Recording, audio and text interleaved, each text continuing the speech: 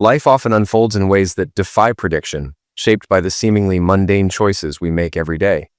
I've always believed that destiny is less about fate and more about the paths we choose, even when those paths lead us to the most unexpected corners of our existence.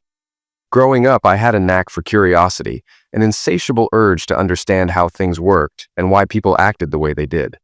This tendency carried me through childhood adventures and later into a career that demanded both precision and a tolerance for ambiguity. Though I was always drawn to the tranquility of nature, life had other plans for me. I met Brenda, my vivacious and captivating wife, in a way that felt serendipitous. Our worlds were different, yet somehow complementary, hers filled with the dynamic energy of social engagement and mine rooted in a quieter, methodical rhythm. Over the years, we crafted a life of shared experiences, from hiking through rugged trails to navigating the complexities of suburban living. But as I'd learned, even the strongest bonds can fracture under pressure, especially when trust is put to the test. The heart of the Jornada del Muerto celebration is Trinity, a name that fittingly translates to Dead Man's Journey. Driving there means cruising a lonely two-lane road cutting through the White Sands Missile Range, surrounded by the endless hum of the New Mexico desert. One night, I found myself on that road. The sky was a dark canvas speckled with sharp stars, and the occasional meteor streaked across like a falling ember. It was just me, my reliable F-150, and the occasional armadillo. Add a scruffy dog named Buster, and it would have been a country song cliché. That memory came rushing back recently, triggered by a reflection on how life-changing small decisions can be. Turning left instead of right, crossing a street or not. Sometimes those tiny choices can seal your fate. Brenda, my wife of 14 years, was brilliant, witty, stunning, and full of life. We had built a comfortable middle-class existence in the northeast suburbs of Albuquerque. While she thrived as a public relations consultant for a global development firm, I worked as a botanist at Sandia National Laboratories, a job that was low-stress, high-paying, and suited my introverted, nerdy tendencies. Our differences made us perfect for each other. She was emotional and spirited, and I was the calm, logical counterpart. Brenda was the fire to my steady rhythm, pulling me out of my cerebral cocoon. We shared a love for the outdoors, spending our free time hiking, biking, and kayaking around Albuquerque, which felt like paradise for nature lovers.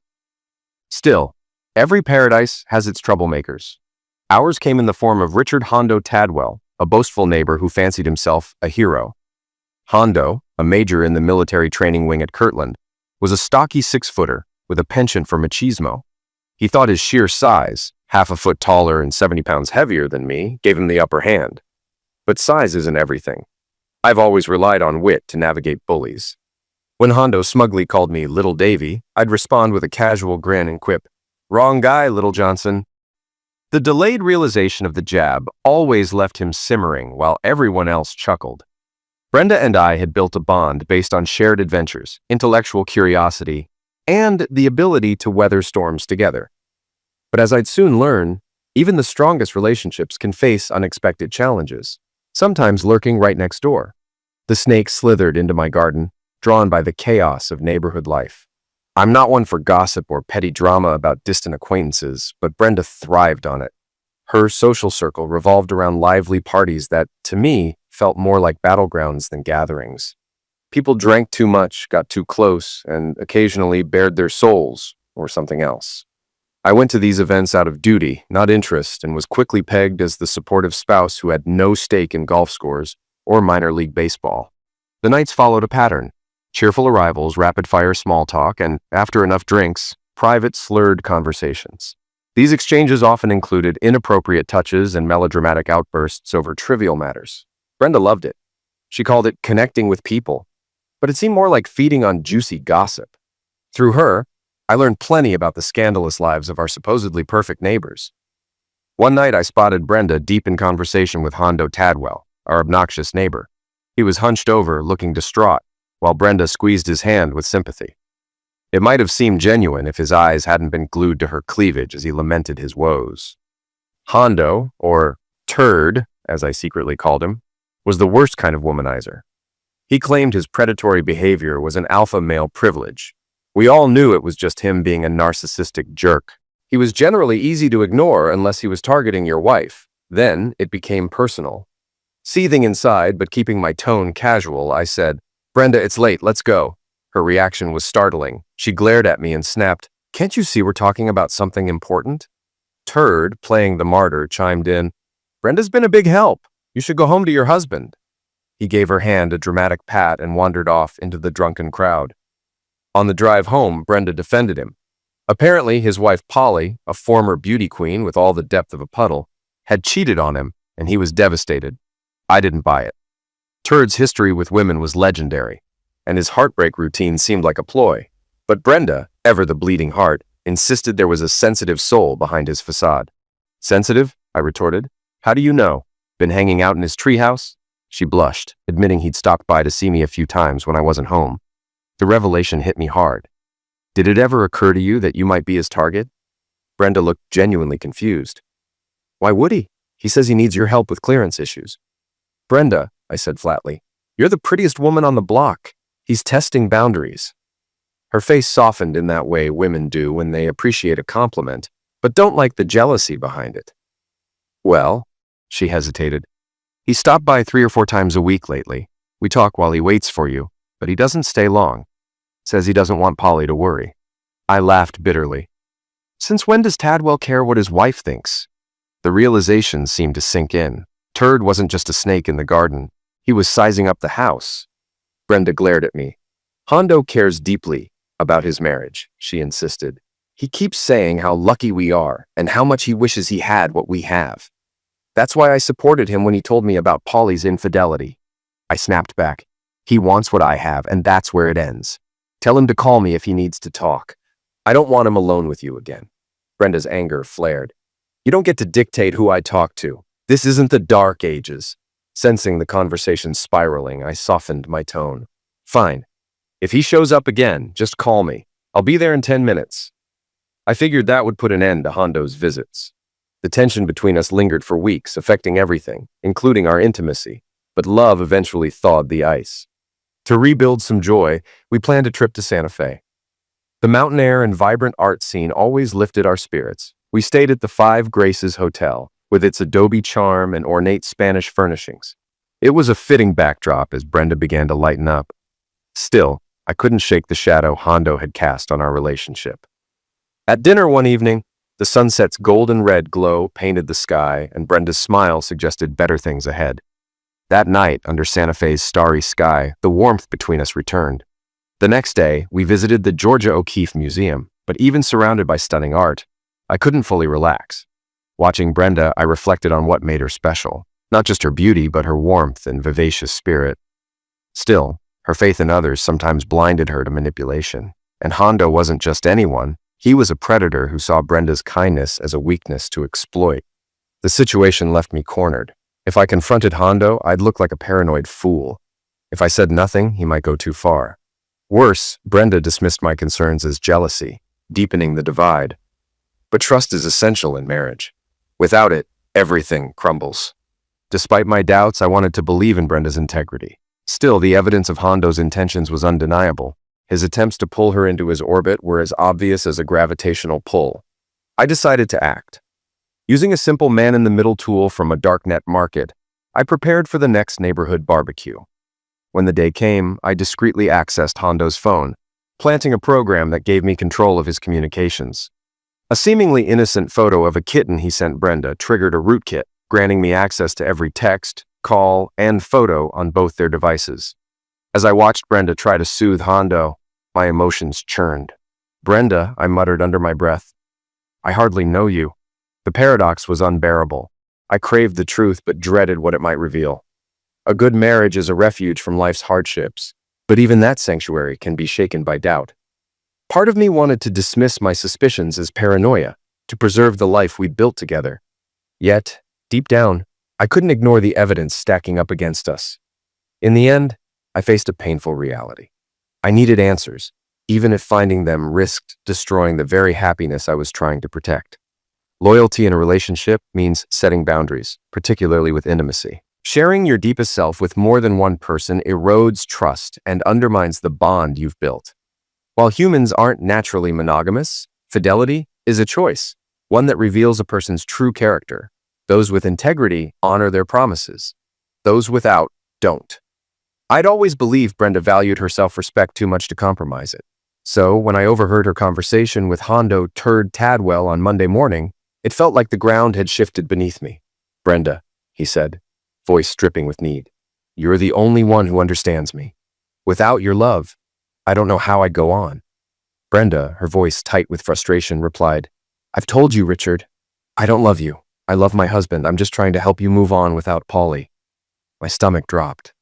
Turd continued, his tone pitiful. "I know that, but seeing you is the only thing keeping me afloat. I need your comfort." After a long pause, Brenda softened. "Fine, one last time, but you need to figure this out on your own. I won't let this ruin my marriage." What? Had she lost her mind? Their plans unfolded. Turd was going to be in Alamogordo on business Wednesday and wanted her to meet him there. Brenda hesitated, but his pathetic pleas wore her down. Brenda's job involved flying small helicopters for real estate scouting in New Mexico, so the distance wasn't an obstacle. She agreed, despite her better judgment, to fly out and meet him. As the call ended, she said, "This is the last time," to which he replied, "Thank you," with mock sincerity. I sat there stunned. How could she fall for his manipulative nonsense? Turd had clearly been working on her for months, preying on her warm, sentimental nature. Brenda was kind-hearted to a fault, someone who cried during puppy commercials and believed people meant exactly what they said. But this? It was too much. My emotions churned, confusion, betrayal, and anger all at once. I blamed myself for underestimating Turd. I had dismissed him as a cartoonish womanizer, but I hadn't been there to counteract the hours he'd spent spinning lies at our kitchen table. Somehow he'd convinced Brenda that beneath his grotesque exterior lurked a sensitive, misunderstood man. I wanted revenge, but first I needed the full story. My instincts told me to stay calm and gather evidence. Brenda had no idea I was aware of her plans, so I prepared to confront the situation head-on in Alamogordo. Over the next 2 days, I stewed in my anger while playing the part of the loving husband. Psychologists call this cognitive dissonance, trying to reconcile my growing suspicions with Brenda's attempts to act as though everything was fine. By Wednesday, I was ready. Whatever happened next, one thing was clear. I wasn't going to let Turd's manipulations destroy my marriage without a fight. People often reshape contradictory truths into something they can live with, creating split versions of themselves. Tonight, I sat across from the loyal, devoted Brenda, her eyes filled with love and sincerity. But the other Brenda, the one who had crossed boundaries, existed in the shadows when I wasn't there. As we dined at La Crêpe Michel, our favorite spot for vegetarian dishes, I couldn't ignore the nagging thought. Was she deceiving even herself? Maybe the weight of guilt drives even decent people into a kind of madness.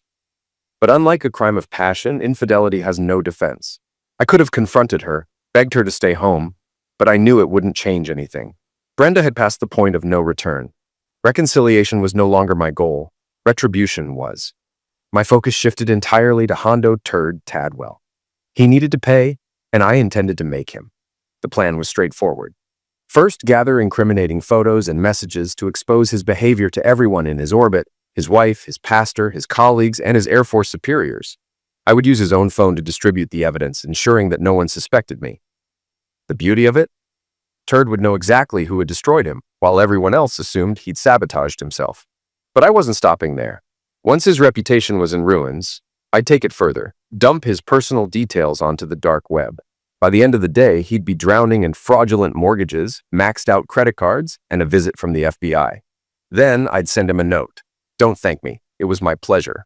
On Wednesday, I drove to Alamogordo, arriving around 2 p.m. Brenda's yellow and white Denali H-3 helicopter was parked discreetly behind the Quality Inn, her preferred aircraft for work trips. She had made the journey herself, meeting Turd at the appointed spot. A quick hack of the hotel's system confirmed what I suspected. They were in room 217, booked under his name. The arrogance of it made my temper rise. I entered the lobby, dressed in a business suit, blending into the humdrum atmosphere of a roadside chain hotel catering to Holloman Air Force Base personnel. The clerk barely glanced at me as I settled into a chair and opened my iPad. From there, I activated an aardvark device, a compact, advanced surveillance tool I'd obtained through military connections. Originally designed for tactical missions in Afghanistan, it allowed me to see and hear everything happening in room 217 without ever leaving the lobby. While sipping a hazelnut coffee from the complimentary stand, I edited a 60-second video compilation of Turd's incriminating behavior using Filmmaker Pro. The footage would be concise enough to bypass spam filters, but damning enough to destroy his personal and professional life. Once I returned home, I planned to upload it to the dark web using the anonymity of a Tor browser. By the time I was done, Turd's betrayal would be common knowledge and his life would be in shambles. At exactly 3 o'clock, the elevator doors opened and Turd stepped out. He looked smug, completely unaware of my presence. His phone rang as he crossed the lobby. He answered casually, but within seconds his expression shifted from confidence to confusion, and then to outright panic. Whoever was on the line, his wife, a colleague, or perhaps a superior, had evidently uncovered his deceit. After a brief argument, he hung up and bolted for the parking lot, speeding off in his car down White Sands Boulevard. As I savored the poetic justice of his downfall, the elevator buzzed again. This time, it was Brenda. She stepped out looking radiant but visibly troubled. Her movements were hesitant, her expression heavy with guilt. She was heading toward the back of the motel where her helicopter was parked, carrying the weight of her choices with every step, a literal walk of shame. Then she saw me. She froze mid-step, her eyes widening in shock. At first there was confusion, as if her brain couldn't process my presence. Then came the realization, a visceral wave of recognition that hit her like a physical blow. Her face drained of color and her knees buckled. It's called vasovagal syncope, a reaction to intense emotional stress.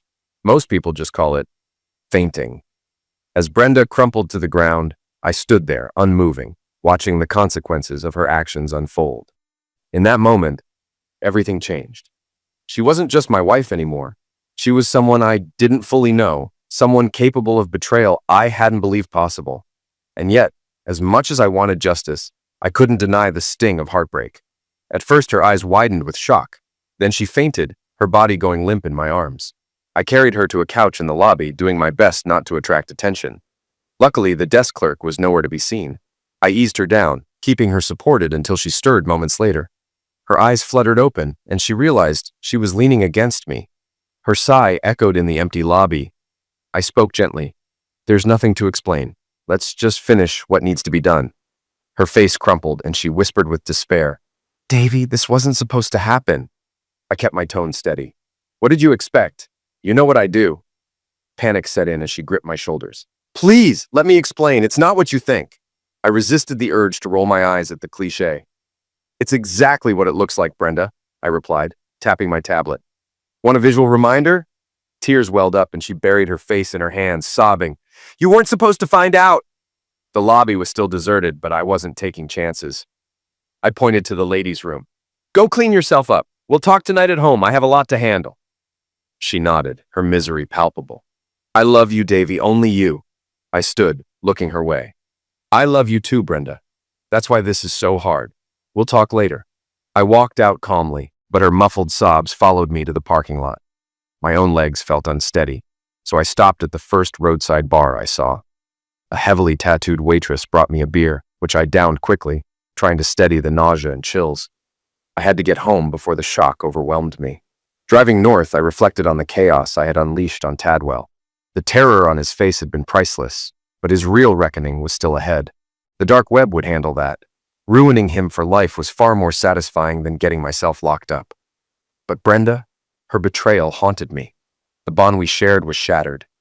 This wasn't just about my pride or trust. It was the end of everything unique between us. The specter of Richard Tadwell would always loom, a permanent wedge in our once exclusive connection. Some people go through life unscathed by betrayal, but most aren't so lucky.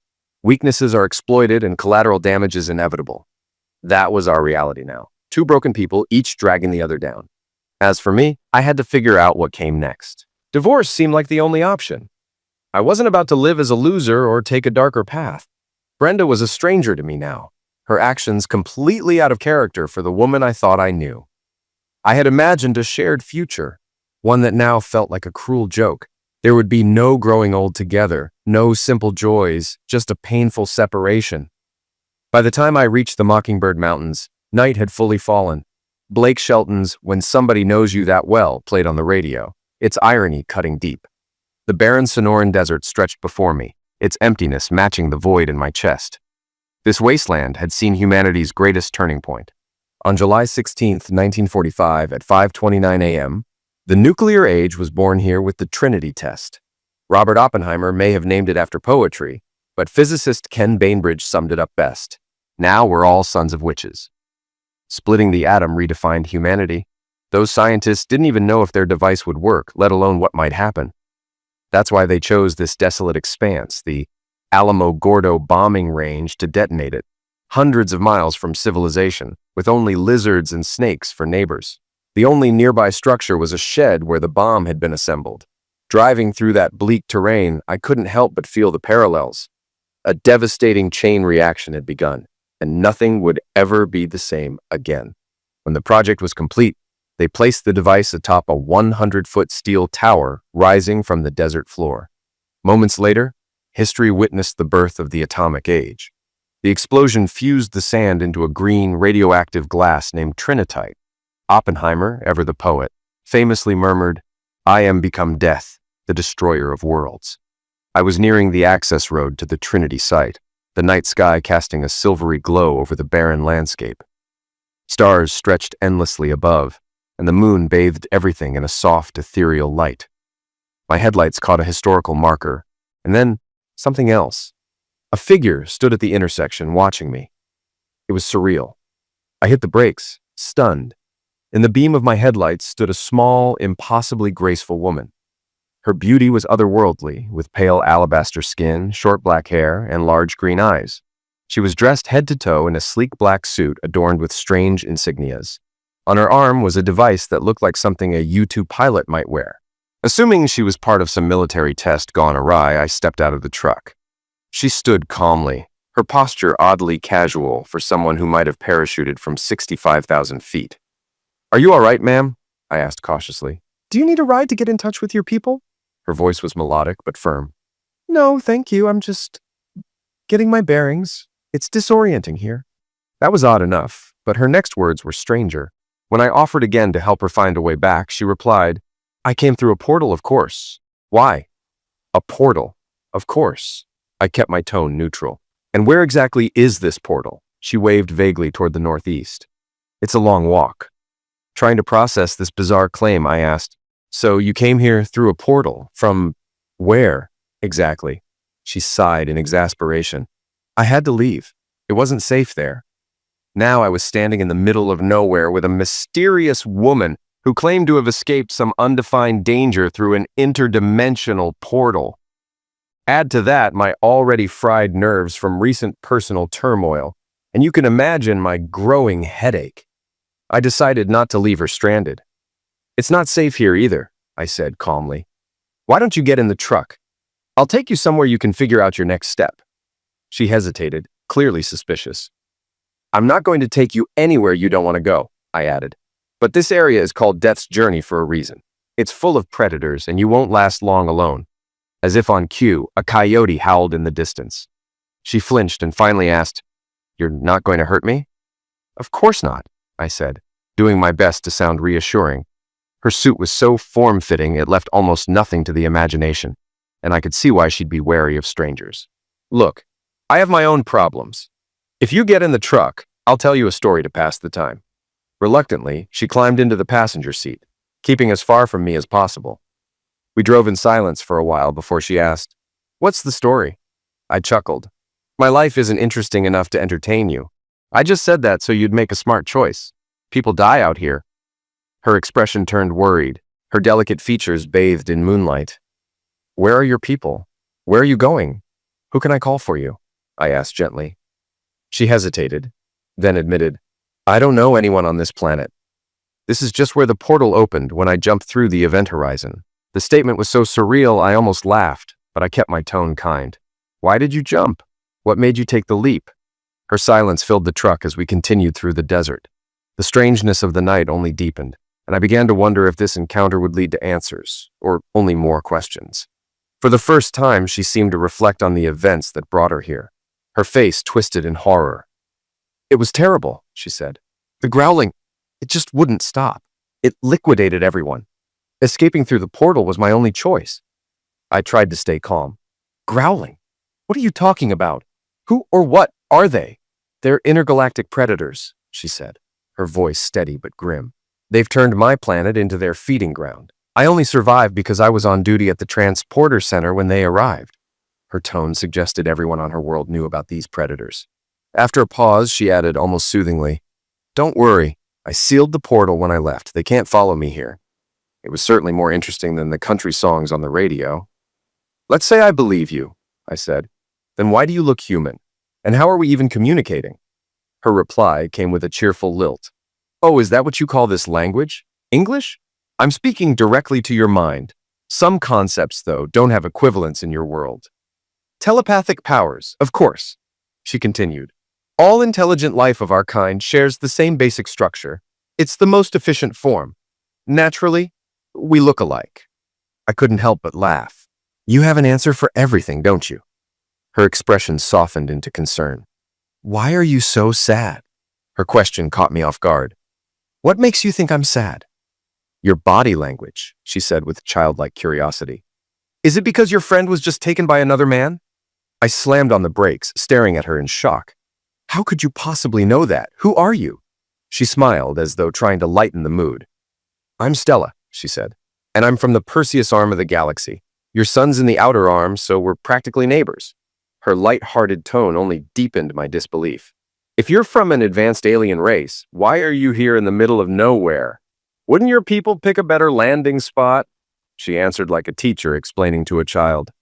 "The builders chose this place because the first atomic explosion signaled your planet's advancement.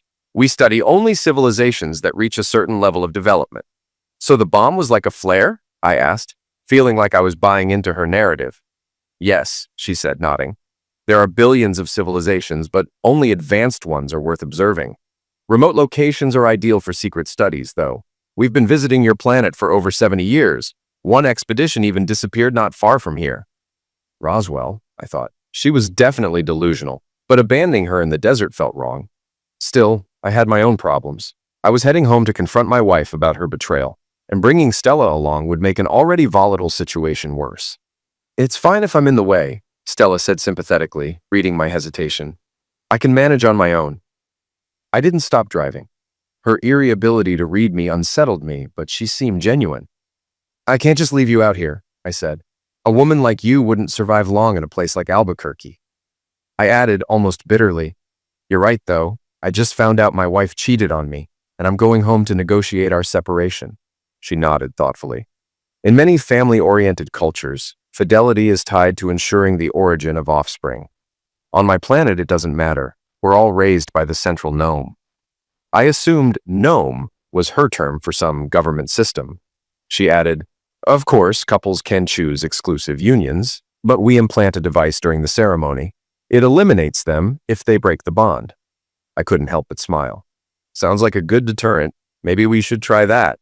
She smiled too. "In my world, I've never felt the need to bind myself to one partner. It seems too confining, but sometimes I wonder what it's like to be so committed." "It's beautiful and terrifying," I admitted. "The intimacy is worth the risk, though it's not for everyone." Her silence suggested she was contemplating this, and for a moment, the vast desert around us felt less lonely. I'd almost forgotten our exclusivity was already over. Trying to stay calm while speaking to someone as bizarre as Stella was a challenge, especially with the storm of emotions raging in my head. Love and resentment for Brenda fought for dominance, and a dark part of me began entertaining the idea that Tadwell's demise might not be so bad after all. Stella interrupted my thoughts, her tone oddly comforting. "Liquidating him won't fix anything. You've already ruined his reputation. What you need is clarity. Talk to Brenda and understand why she did it. Without answers, you'll never move on." Her insight was unsettling. "I don't know how you're reading me so well," I said, shaking my head. "But you're right. I'd rather see Tadwell live a long, miserable life. As for Brenda, I can't just switch off my feelings. What we had was rare, alive. Now, it's dead. It's not about pride. It's about trust. I've lost all faith in her." Stella nodded, her sympathy evident. "I understand." "Do you?" I replied sharply, frustrated. "Do you understand what it's like to lose something so vital?" She stayed silent, her tear-streaked face betraying a hint of sadness. After a moment, she quietly said, "I can't reach anyone, no one within thousands of light years. They've probably all been consumed by now." Her admission hit me harder than I expected. "You're putting your life in my hands?" I asked. She looked up at me, her expression vulnerable. I have no one else. Wonderful. I just inherited a stray supermodel from space while trying to cut ties with a cheating wife. My life was spiraling into absurdity. Still, I couldn't abandon Stella. If nothing else, her presence might help in the inevitable divorce proceedings with Brenda. Pulling off the freeway, I headed toward a hotel to figure out our next steps. The Marriott towered nearby, far fancier than my usual choices, but its anonymity appealed to me. I told Stella to wait in the car. When she asked why, I avoided explaining that her stunning looks in that skin-tight outfit might make headlines. Instead, I joked, "You never know. Authorities might be looking for aliens." Her face paled. "I'll wait," she said quickly. "I've seen what they do to crash survivors."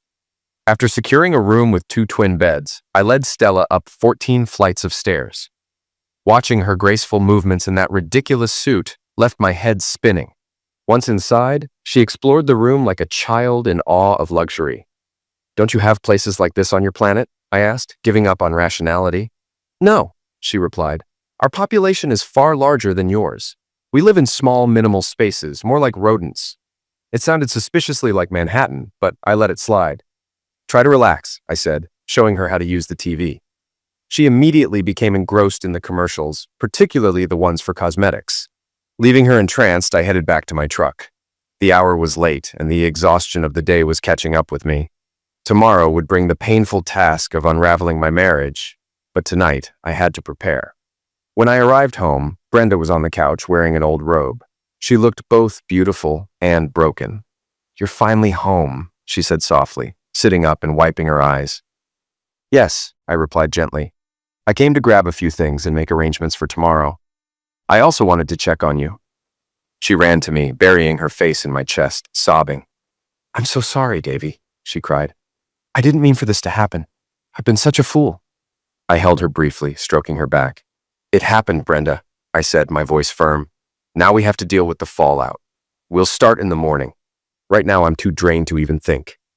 She pulled back, looking at me with a mixture of desperation and longing.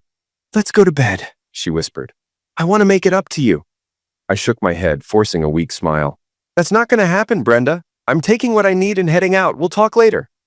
Her face fell, but I knew I couldn't turn back. The bond we once had was shattered, and no apology could fix that now. The next 15 minutes were unbearable. Brenda, the woman I had loved for nearly a third of my life, trailed after me, crying and begging me not to leave as I packed my clothes, toiletries, and laptop. Finally, I stopped and snapped. "What did you expect? Did you think I'd stick around while you had your fun with that jerk?" She whimpered. "It was only for a couple of weeks. You weren't supposed to find out. I was so careful." Her words confirmed what I suspected. It was deliberate. My heart felt like it had shattered into pieces. I took a deep breath and said coldly, "Actions have consequences. Now we both lose. I need to leave before I say something I'll regret." Ignoring her wails, I grabbed my things and headed to the truck. As I drove off, my thoughts spiraled. Brenda had no backup plan. She thought she could indulge in her fantasy and return to normalcy without me ever knowing. She convinced herself it was temporary, harmless, justified. I didn't feel sorry for her, but I understood her rationalizations. Still, her betrayal had destroyed something irreplaceable. I reserved my true anger for Richard Tadwell. That slimy opportunist had targeted her, but Brenda's willingness to fall for his act made her equally culpable. The marriage was beyond repair. No apology, no explanation could undo the betrayal. By the time I reached the hotel, it was past 1 a.m. Stella, surprisingly, was still awake. "I knew you'd need comfort after dealing with your wife," she said. Her statement caught me off guard. "How do you even know that?" I asked, suspicious. She looked embarrassed, throwing on a too large hotel robe. "I sensed it. You're torn. You want to stay with her, but don't know how to reconcile the betrayal." Her words hit uncomfortably close to home. Could she really read my mind? She continued, "It's not about her wanting you. It's the deception and disrespect that you can't forgive. You don't know how to preserve your dignity if you let it slide." I exhaled sharply. She was right. Pride wasn't something you could suppress like other emotions. It shaped who you were. Brenda's actions, calculated and deliberate, demanded a response. The only option that didn't compromise my self-respect was to end the marriage. Even so, forgiving wasn't as simple as forgetting. What could Brenda possibly say to convince me she wouldn't do it again? Nothing. The damage was existential. There was no going back. Stella watched me closely, mirroring my emotions. Finally, she said softly, "I'll be your companion. We're both single now." I didn't respond. It was too much to process. "Can we just sleep?" I asked. She nodded. "I need to quiet my mind. Darkness helps."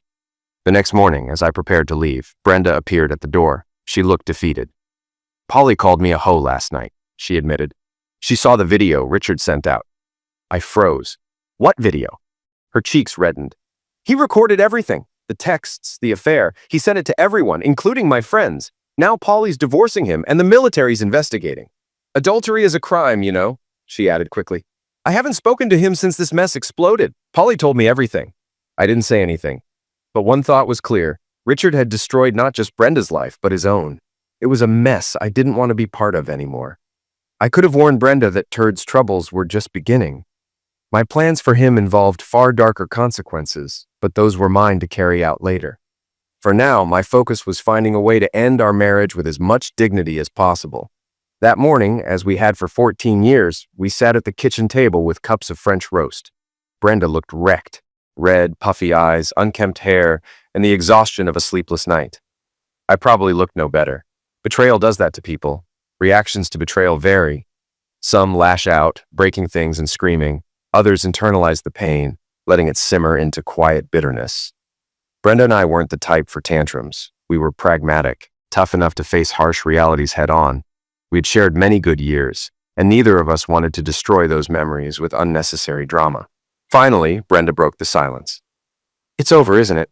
she asked, her voice trembling. I nodded. She sighed deeply and said, "I knew as soon as I saw the video. He meant nothing to me. That's what makes it so unforgivable." I stared at her, unable to mask my disbelief. She managed a bitter smile. "Honestly, it's for the best. I wouldn't respect you if you wanted to stay." "It wasn't just about the closeness," I said, my voice heavy. "It's the betrayal. The choice to conspire with him." Her face paled and she lowered her head, sobbing into her hands. I waited.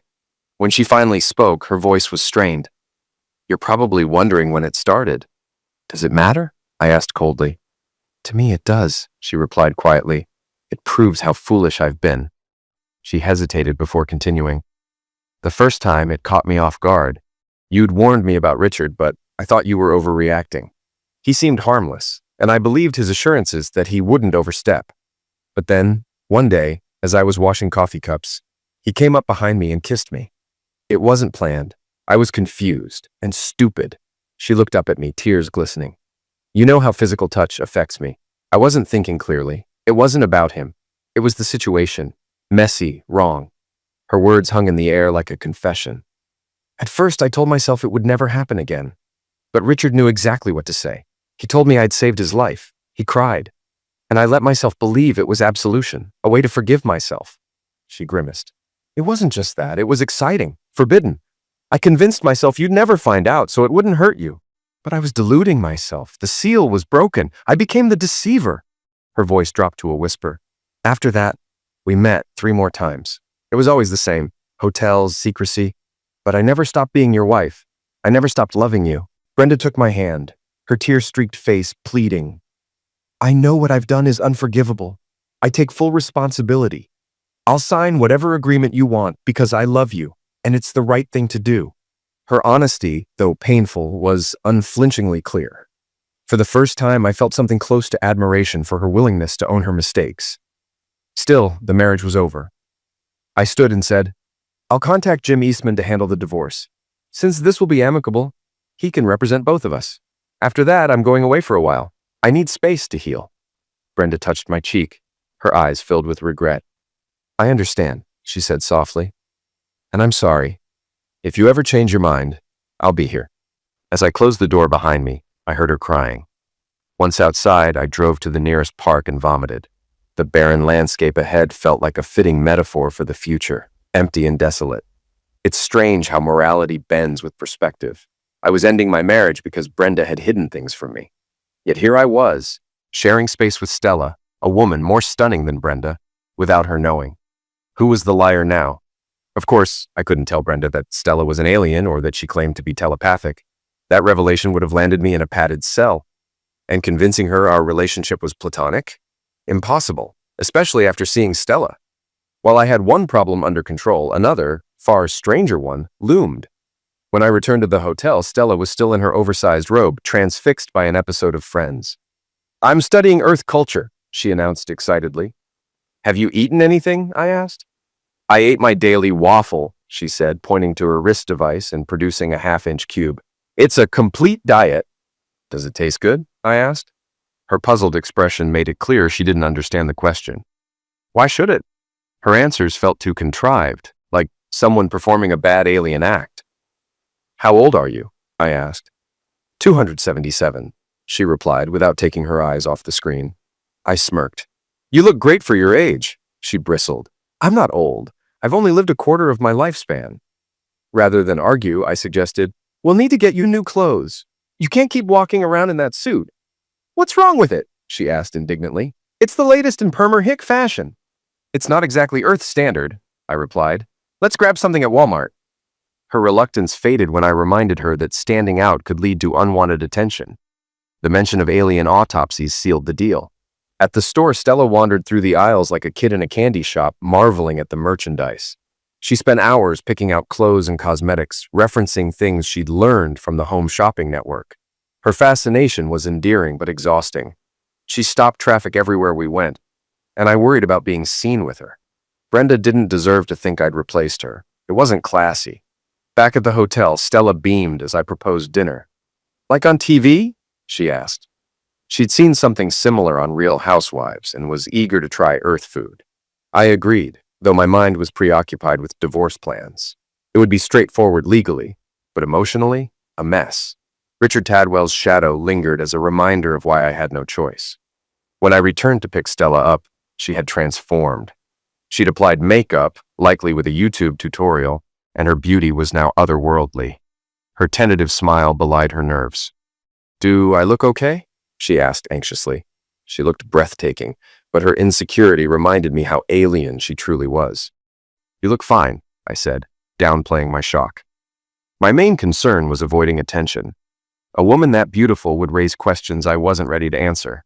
At the restaurant, far from 5-star to avoid the paparazzi, I ordered the blandest food on the menu. Stella insisted on trying everything, her curiosity as endless as her charm. Watching her sample each dish made me momentarily forget the complications of my life, even if I knew they'd catch up to me soon enough. Stella kept glancing at me, her expression curious, almost expectant. She claimed to be a mind reader, so maybe she already knew what I was about to ask. "So, how do we get you back to your world?" I finally said.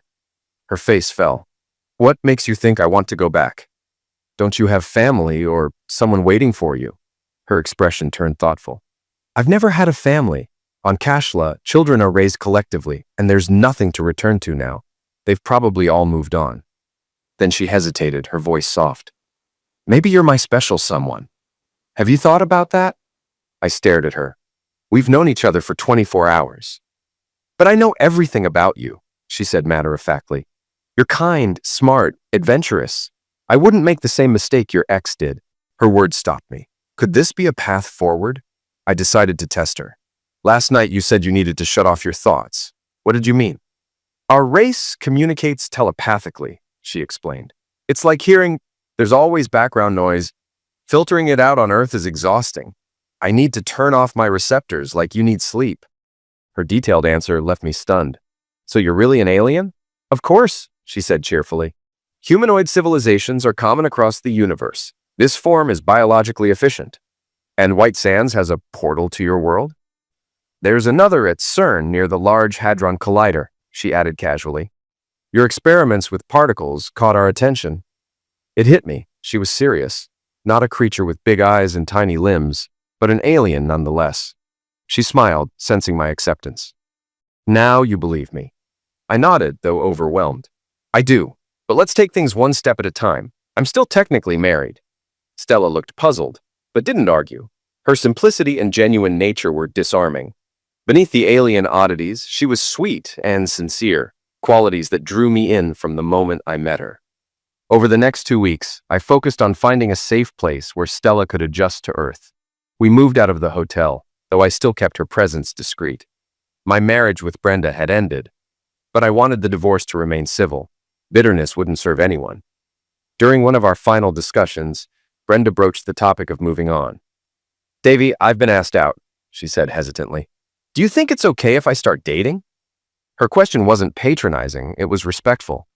I smiled and replied, "You've been a wonderful wife, and any man would be lucky to have you. It's time for us both to move forward." She looked at me with a mixture of sadness and understanding. "I wish things had been different," her eyes seemed to say. "We need a fresh start," I added gently. The bond we once had was broken, and trying to restore it would only create an imperfect shadow of the past. Stella gave me hope for a brighter future, and I wanted the same for Brenda. Stella might have come from a distant galaxy, but her demeanor was down to earth, more small-town Nebraska than sci-fi alien. Cheerful, curious, and unassuming, she lacked the aloofness one might expect from an interstellar traveler. Still, I had to remind her to stay out of my head. She checked in on me constantly, like a loyal golden retriever seeking reassurance. I rented a house in Sandia Heights, a quiet area near the National Lab. It gave Stella space to adapt without prying neighbors, and I worked out a deal to buy the property after my divorce. Settling in with Stella helped dull the ache of losing Brenda. Stella's world was advanced but dystopian, overpopulated, polluted, and dominated by rigid systems. People lived in domed cities, assigned roles at birth, and operated within strict confines. As a transportation console operator, Stella knew plenty about her world's tech, but little about creating or controlling it. Now, in a far simpler place, she struggled to adapt. She spent hours online, learning to navigate social media and life on Earth. Compared to her implanted tech, she found smartphones laughably primitive. As Stella adjusted, I began taking her out. One evening, we dined at Antiquity, a favorite spot from my days with Brenda. Stella wore a simple black dress and pearls, her stunning beauty drawing stares from everyone in the restaurant. Yet she seemed oblivious to the attention, focused entirely on me.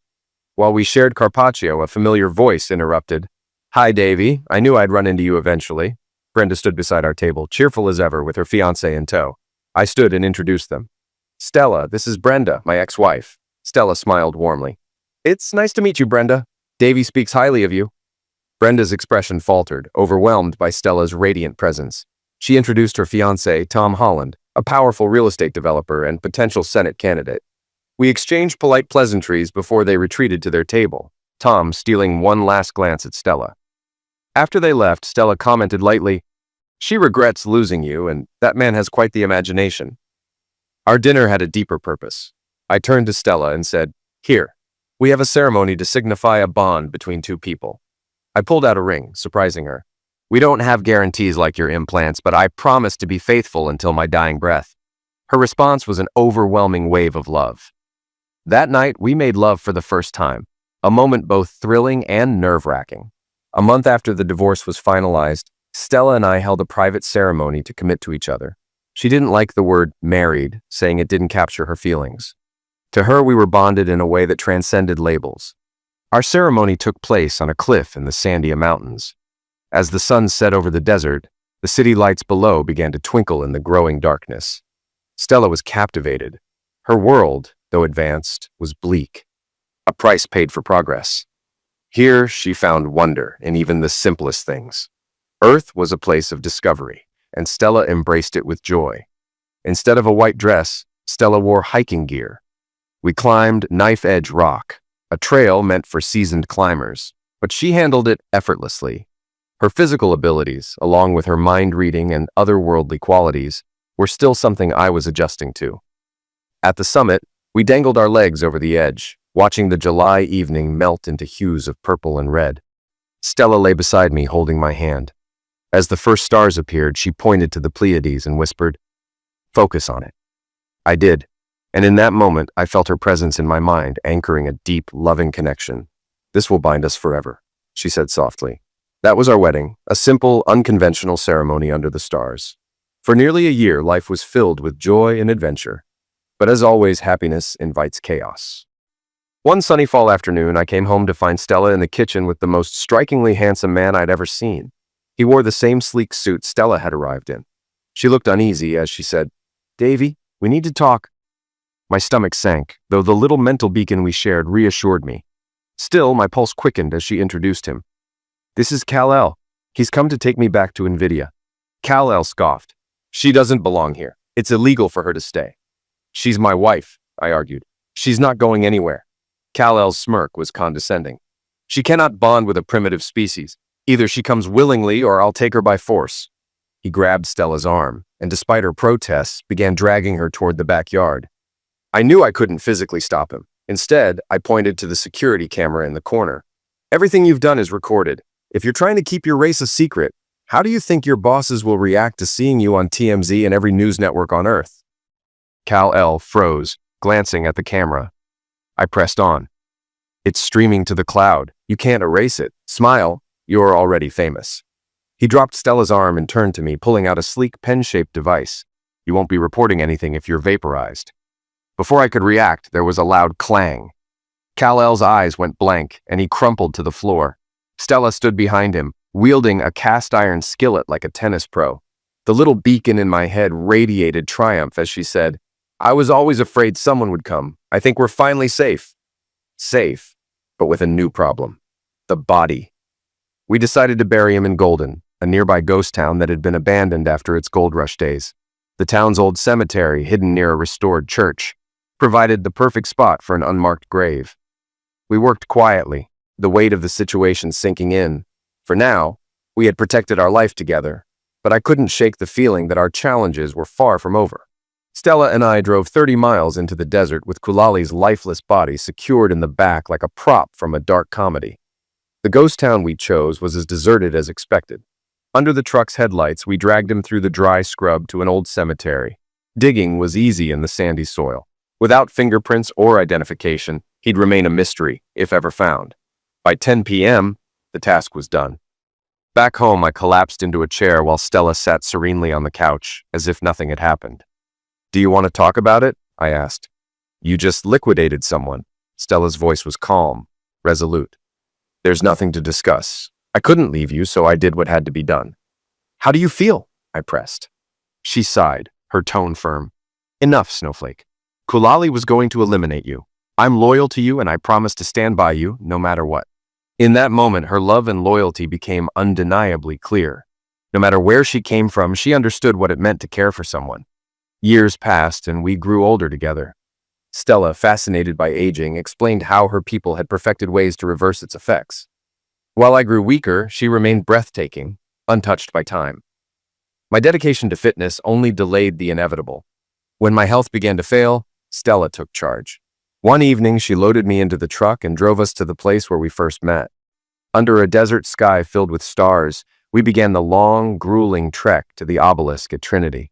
Stella supported me the entire way, her strength unwavering. By the time we reached the monument, I was near collapse. She helped me sit against the black stone, then walked a few yards ahead and activated her device. The air shimmered and the stars faded into a swirling galaxy. Returning to my side, she said softly, "We'll make you well again, my love." The shimmering curtain widened, and two figures stepped through, a man and a woman, youthful and radiant. For a moment, they stood together, gazing at the vast night sky. Then, hand in hand, they began the walk toward the distant road. As they walked, she asked, her voice full of familiar doubt, "Do you think the truck will start?"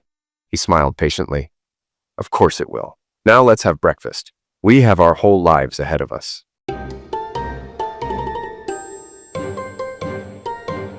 I was already late catching my flight when my boss, Marvin, made me pull over at the house. I've generally avoided meeting clients directly, preferring to keep my professional interactions detached and impersonal. Helen Harris answered the door. After confirming her identity, I requested identification. Once she returned, I handed her a tape of her husband's recent cell phone calls and messages.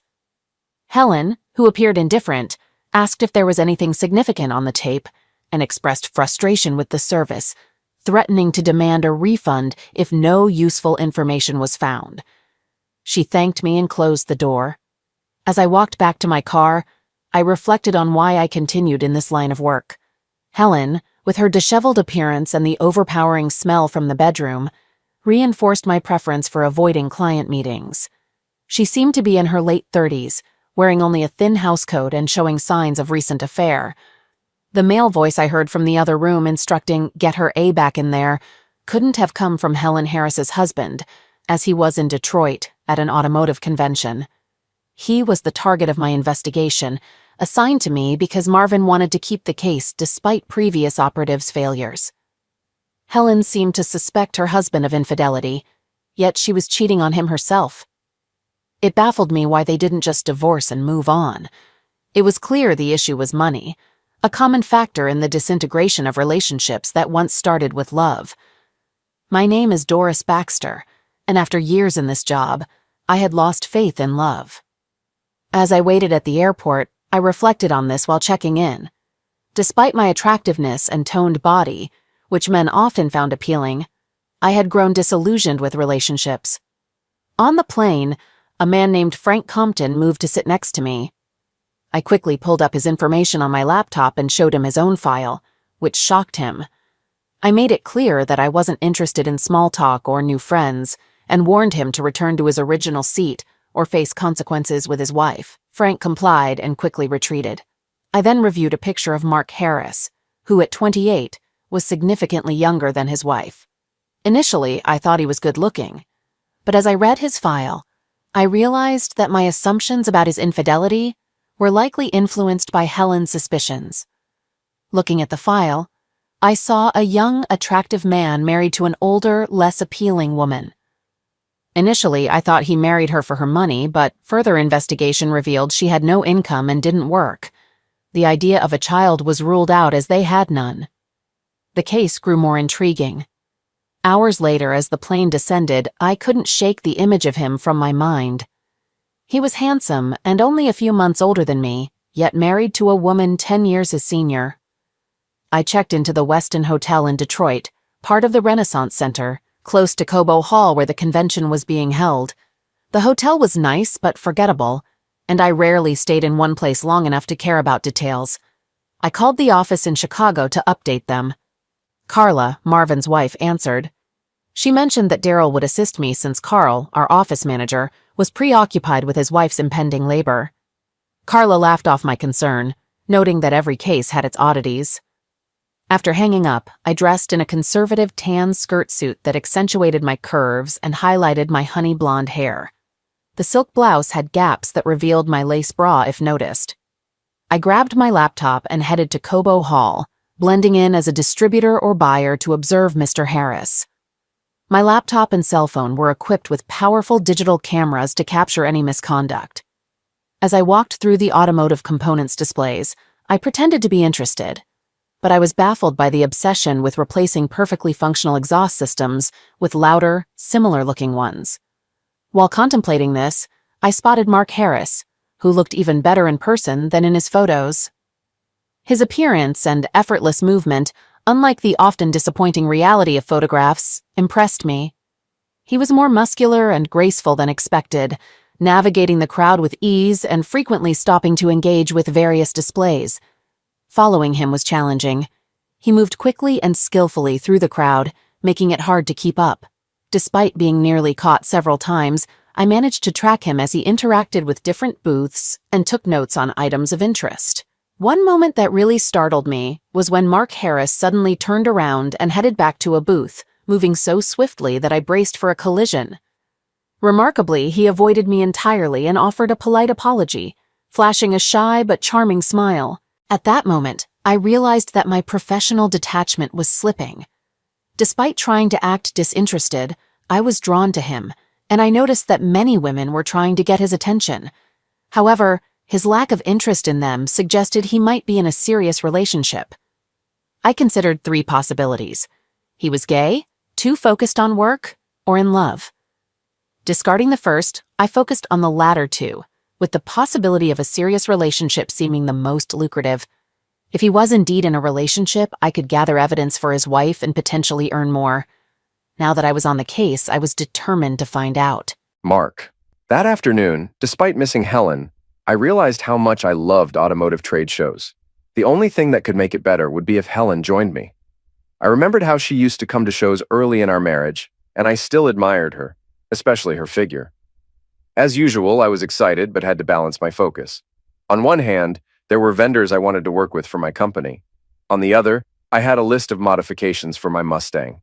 I also had meetings with business contacts and fellow road warriors, keeping interactions friendly but professional. I avoided the display girls, valuing my marriage too much. At 28, I felt like an old soul, committed to staying faithful. I still loved my 2006 Mustang GT, even though I disliked the 2010 changes. I had upgraded my taillights to sequential ones, which I enjoyed. My approach to women mirrored my views on cars. Why bother with someone new when I had a perfectly good partner in Helen? While walking around the trade show, I almost collided with a striking woman with honey blonde hair. I awkwardly maneuvered around her and apologized, but she seemed unimpressed. I hoped I wouldn't have to do business with her company, given my poor first impression. After a few hours, I took a break at the food court and got the last available table. Soon, the woman I'd nearly bumped into asked if she could join me, and I agreed. She was pretty, but didn't seem to use her looks to her advantage. Before we could talk, two display girls I'd seen earlier plopped down at our table without asking. They ignored my table mate and focused on me, but I made it clear I wasn't interested. When they didn't take the hint, I excused myself, saying I needed to call my wife, and left them to their conversation. Doris. As I sat down near Mark, I hoped to use a bit of flirtation to get him to engage, aiming to wrap up the case quickly.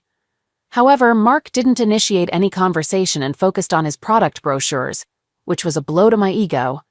Two display models then approached, sat down, and blocked me out of the conversation. I started recording their interaction with my laptop's camera. I was pretty sure these two would get some kind of reaction from him. Despite their efforts, Mark's responses were brief and unwelcoming. He made it clear with hand gestures highlighting his wedding band that he wasn't interested. Nevertheless, the women persisted, possibly targeting married men who might be less likely to cause a scene. Eventually, Mark got frustrated, stood up, and said he needed to call his wife before leaving. The models then finally noticed me and asked if we knew each other. After I explained that we were just sharing a table, the brunette mentioned her interest in Mark. She noted that while many men at these events act unprofessionally, Mark was different. He was consistently respectful and well-regarded among vendors, and his professional behavior stood out. She admired his faithfulness to his wife, seeing it as a positive sign of his commitment. The brunette expressed confidence in her ability to attract any man, including Mark, and was determined to pursue him. Her cold demeanor suggested she saw me as a potential rival, or at least felt the need to assert her dominance. The blonde chimed in, claiming she intended to have a fling with Mark before the convention ended, leaving the brunette to do as she pleased afterward. For some reason, I was beginning to get angry. Luckily, I got a call from Daryl asking me to meet him at the concession stand. He informed me of a new plan for our target, which he admitted was somewhat underhanded. Daryl, who was a close friend and highly skilled, had proceeded without my approval, citing our lack of progress over the past 3 weeks. I reminded him that I was supposed to be in charge, though I knew from experience that Daryl's strong emotional involvement sometimes affected his judgment. Daryl's main flaw wasn't that he got emotionally involved with the cases. It was his fear of tarnishing his perfect track record. He never failed to deliver results and was determined to maintain that reputation. Daryl outlined his plan. Mark would attend a video presentation by American Muscle, then return to his hotel before the convention's opening night dinner, which would feature live music and dancing. Daryl had arranged for 4 escorts to meet Mark either at the presentation or the dinner, hoping one would compromise him and end the case. Despite agreeing to the plan, I had doubts.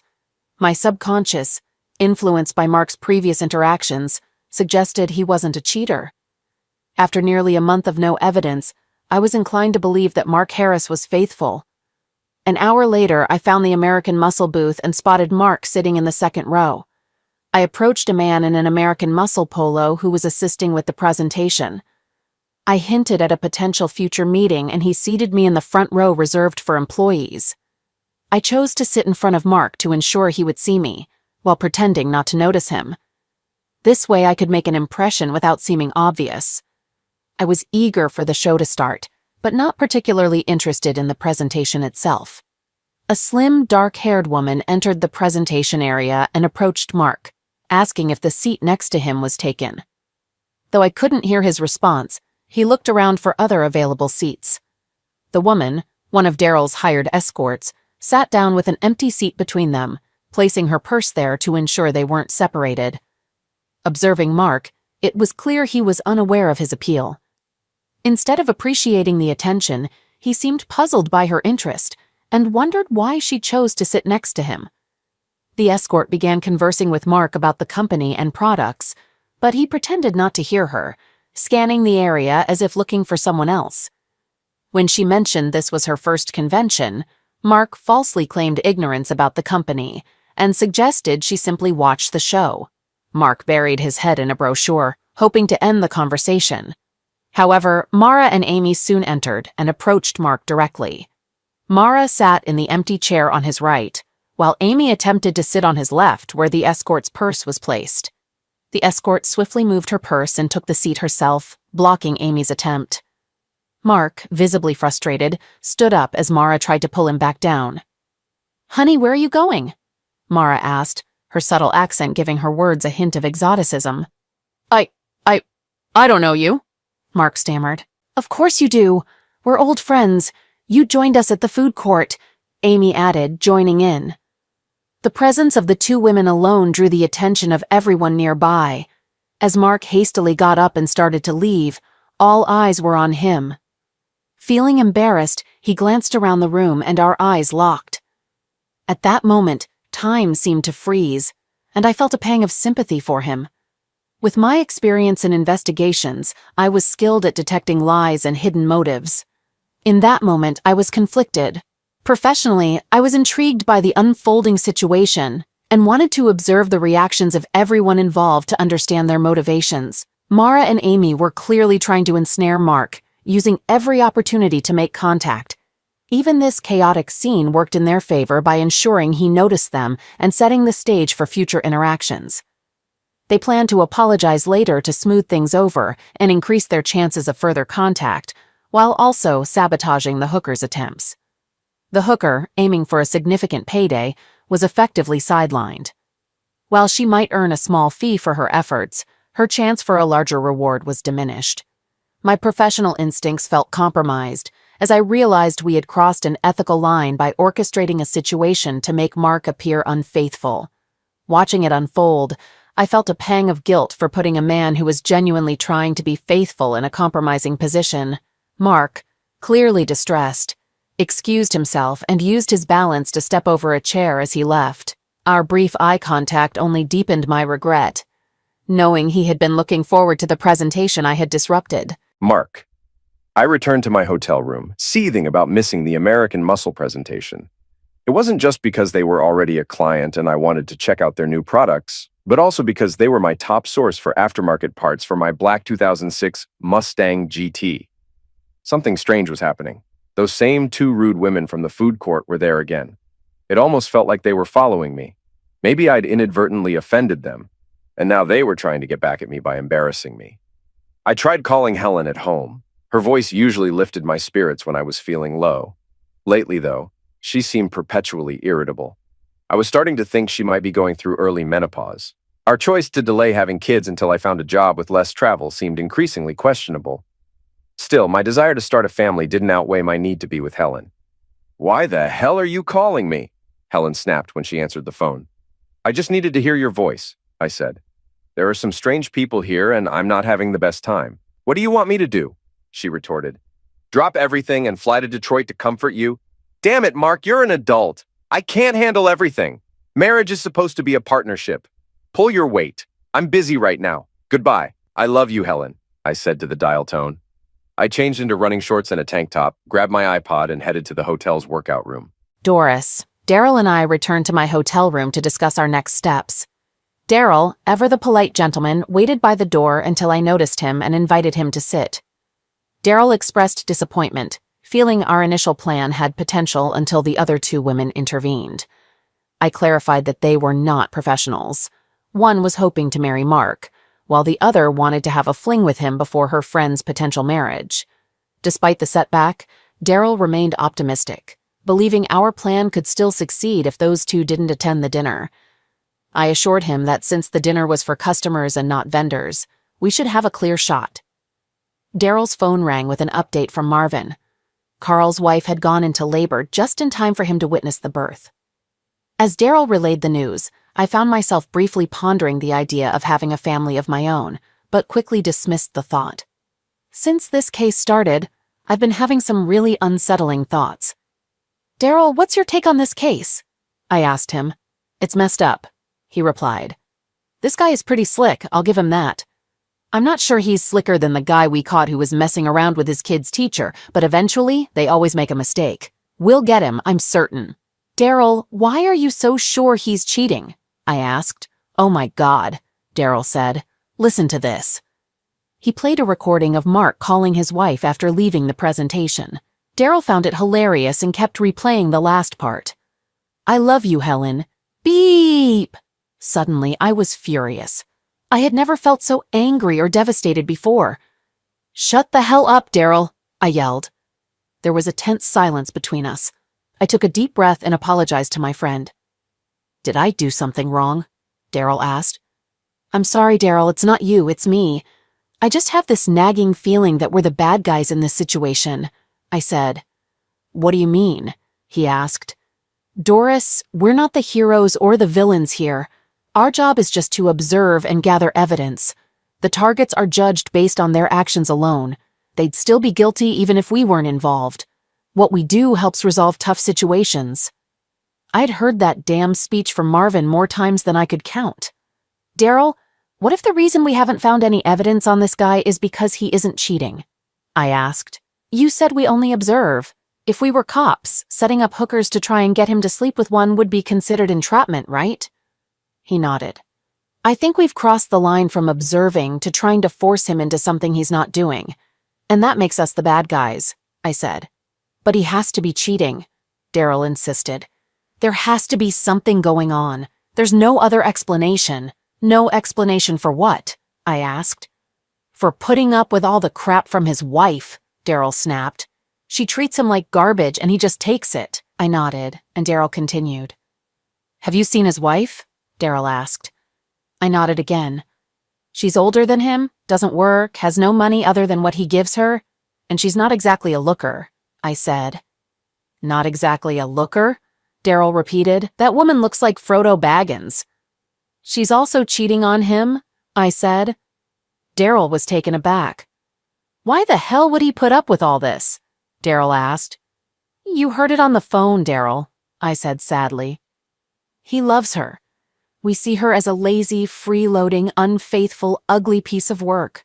But he loves her. Let's give it tonight and tomorrow. If we don't find anything by then, we'll have to talk to Marvin," I said. Daryl had snagged a perfect gig as a waiter for the dinner. It would let him move around the venue and plant cameras to catch Mark in the act. Despite Daryl's professionalism, I couldn't shake the feeling that Mark wouldn't slip up. A part of me was even hoping he wouldn't. The dinner dragged on for almost 4 hours. Mark didn't arrive for the first hour, likely due to nerves from the earlier presentation. When he did show up, he was subdued, mingling with business contacts and having dinner with them. It was evident that Mark's enthusiasm had faded, possibly due to missing the presentation or his wife's behavior. None of the 3 escorts managed to catch his attention. Despite several women asking him to dance, he politely declined, citing his wedding ring.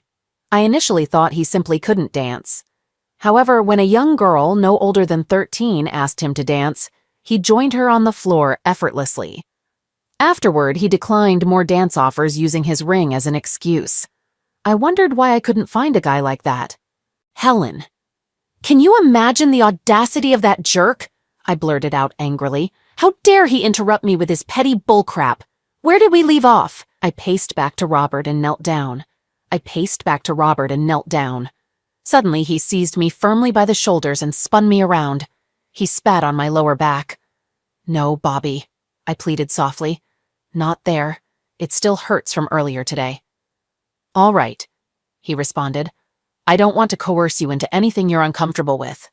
Now, where did I put my coat?" "You can proceed," I murmured faintly. "What was that?" he demanded, raising his voice. "I said you can do it in my A," I replied. "Nope," he said. "I think I'll be leaving now. It doesn't sound like you really want me to do it." "Bobby, I'm begging you," I said. "Please do it. You can do it anytime you want.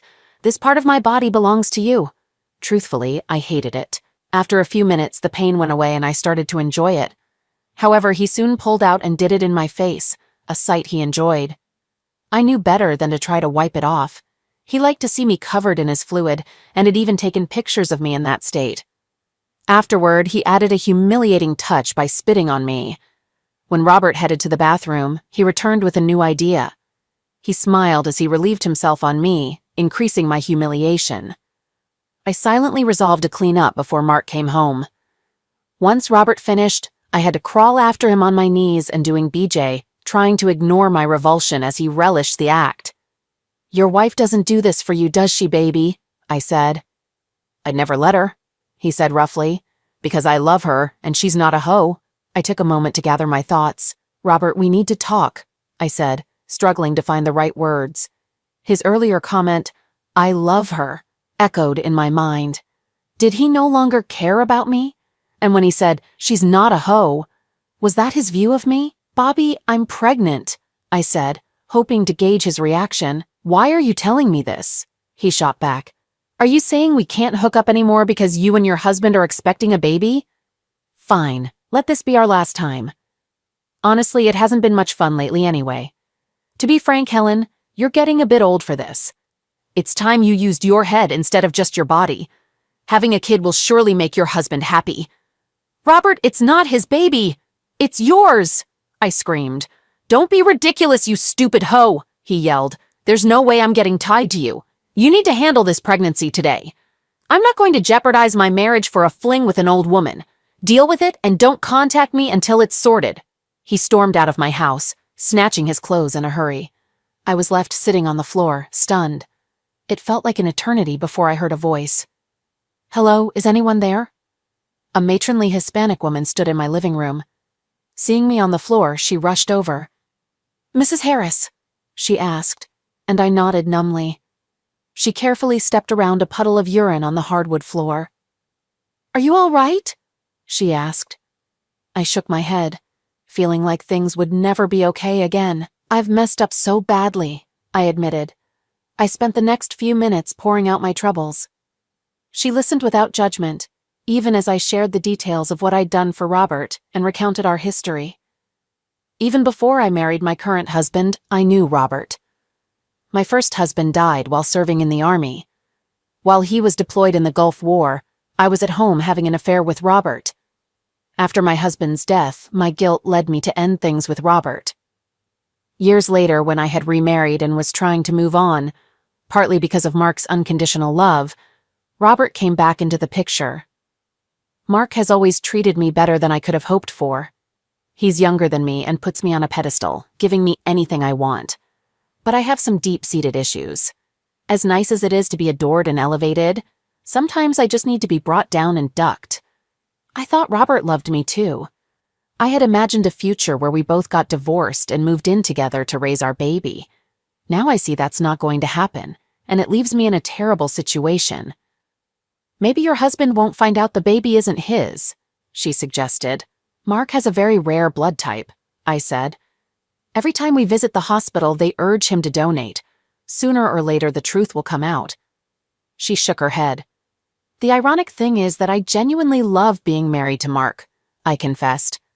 "I appreciate how caring he is and how he loves me unconditionally. I also enjoy the way younger women throw themselves at him, knowing they don't stand a chance. Robert was never meant to replace Mark. He was supposed to be an addition. I guess I wanted to have my loving husband and an extra wicked thrill on the side," I told her. "When I found out I was pregnant, I was sure the baby was Robert's. I really wished it was Mark's instead. Mark would have made an amazing father, but the timing was all wrong. I started treating Mark poorly because, despite his love for me, I knew he wouldn't tolerate this situation. Mark is the kindest, most laid-back guy, but he won't share either his woman or his car with anyone. I began planning my divorce weeks ago. Robert claimed Mark was likely cheating on me while he was traveling, so I hired an agency to tail him. My lawyer warned me that, if we divorce, especially with the baby not being Mark's, but conceived during our marriage, I might not fare well. The woman simply looked at me and shook her head. Normally, what I'm about to tell you would be considered good news, she said, but unfortunately, it won't be for you. Listen to this. She played a recording of Mark's phone calls and a log of his activities at the convention. They had even gone as far as hiring hookers to try to catch him, but he didn't even dance with other women. Your husband is not cheating on you, she confirmed. The real blow was hearing our phone call from yesterday. While I was busy trying to get back to Robert, I hadn't noticed how emotionally drained Mark sounded. Hearing him say he loved me right before I hung up made me feel even worse. Doris. Early this morning, I decided I couldn't continue with the case and asked Marvin to send a replacement for Daryl. I packed up and planned to leave once my replacement arrived. Feeling a sudden urge, I went to the convention center for breakfast and saw Amy and Mara setting up their booth. I grabbed coffee and French toast and sat at the last available table. Mark arrived soon after. I noticed Amy's immediate interest and called Mark over to my table, insisting he sit next to me despite his hesitation.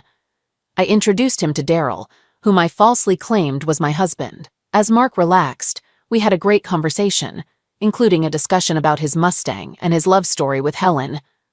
She had been his babysitter growing up, and he had fallen for her despite her being 10 years older than him. He'd fallen for her when he was just 6 and she was 16, and he never stopped loving her. She had gotten married, but her husband was killed in the military or something similar. Mark had helped her through her depression and encouraged her to start living again. A few years later, he proposed, but she flatly refused due to their age difference. He kept asking her daily until she finally said yes. I had somehow fallen for this man over the past few days. My realization was abruptly interrupted by the commotion. "You lying, heartless, low-life witch," he yelled. I turned from Mark to see the man causing the commotion. He was the same guy who had glared at me at the party the night before. He lunged at me, missing by inches and causing me to fall over my chair. Daryl attempted to intervene but was struck in the face with a metal chair and fell to the ground, unmoving. I was on the floor, tangled in my chair, trying to reach my taser. The man loomed over me, furious and ready to strike. Fear overwhelmed me, and I might have leaked a bit out of sheer terror. Daryl was just starting to get up, but he wouldn't make it in time. Amidst the chaos, someone shouted for security. I braced myself for the blow, but it never came. Mark, who had intervened, caught the punch and put the man in a wrestling hold, forcing him to the ground. The man crumpled and began crying. "Don't trust anything she says," the man insisted. "She acts like she's interested in you, but she's really a private investigator hired by my ex-wife to catch me cheating. I lost everything in the divorce. I only see my kids once a year." Finally, security arrived, took the man into custody, and escorted him away.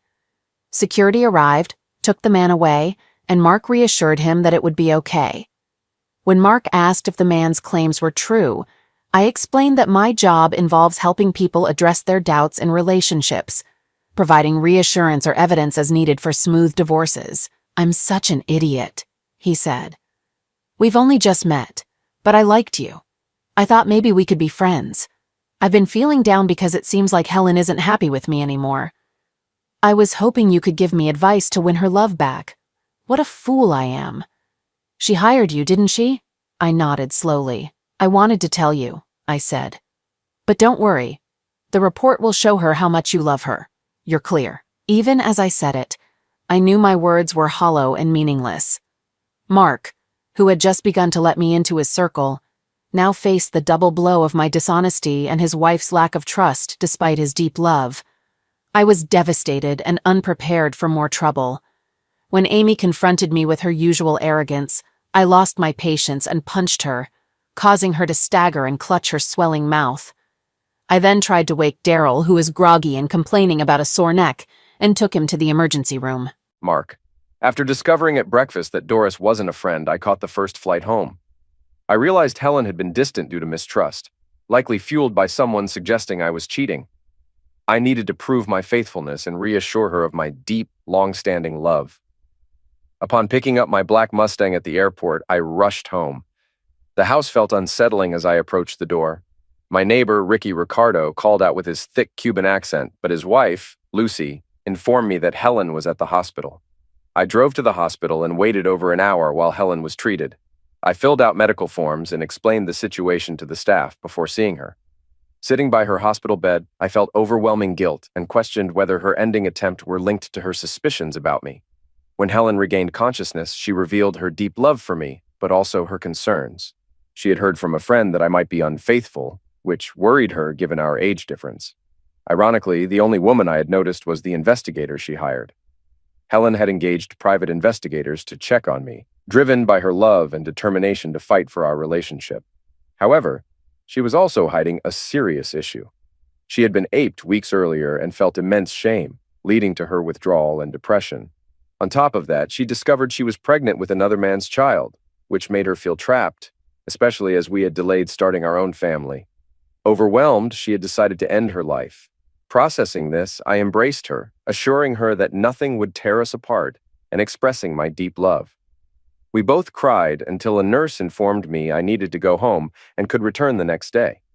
The nurse also mentioned that Helen would be staying in the hospital for a while. She would need to be under observation for 72 hours and then evaluated by a therapist before she could be discharged. When I got home, I sat down on the couch, overwhelmed by everything that was happening. There was a knock at the door. I answered it to find Lucy Ricardo again. She handed me a sealed envelope addressed to me. She explained that a woman had come to her door and instructed her to give me the envelope. I thanked Lucy and went back inside. Lucy seemed reluctant to leave, likely driven by her curiosity and inclination to get involved. Once alone in my living room, I opened the envelope and was stunned by what I found.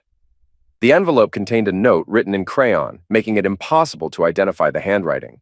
The note read, "Don't be a fool, she's cheating on you, it's his baby, she's lying." Along with the note were a couple of disturbing photos. One was a close-up of Helen's face, smeared with dried white fluid, particularly around her mouth.